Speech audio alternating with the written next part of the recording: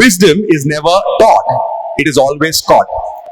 அதாவது don't try to teach your children to do this or not do this. இது பண்ணு, இது பண்ணாத, அப்படி இரு, அப்படி இருக்காதுன்னு சொல்லி கொடுக்கறதுக்கு முயற்சி பண்ணீங்கன்னா backfire தான் ஆகும். Instead, if you get it in your own behavior, your children will observe you and they will learn automatically. Because the minds of children are like a sponge. They are absorbing everything in their environment, and most importantly, they are observing you. You are the role model of their life. இப்போ அடிக்கடி நம்ம குழந்தைங்களுக்கு சொல்லுவோம், நீ எல்லா விஷயத்துக்கும் கோச்சிக்கிற, உனக்கு அமைதியே இல்ல, ரொம்ப டேண்ட்ரம் த்ரோ பண்ற.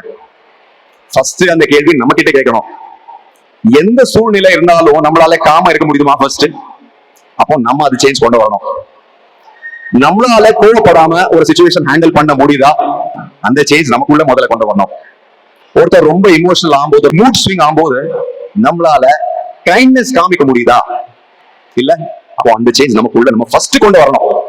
நம்ம அதை கொண்டு வரும்போது நம்ம பசங்க நம்மளை பார்த்து அதே பிஹேவியர் மிரர் பண்ணுவாங்க. Wisdom is not taught, wisdom is caught.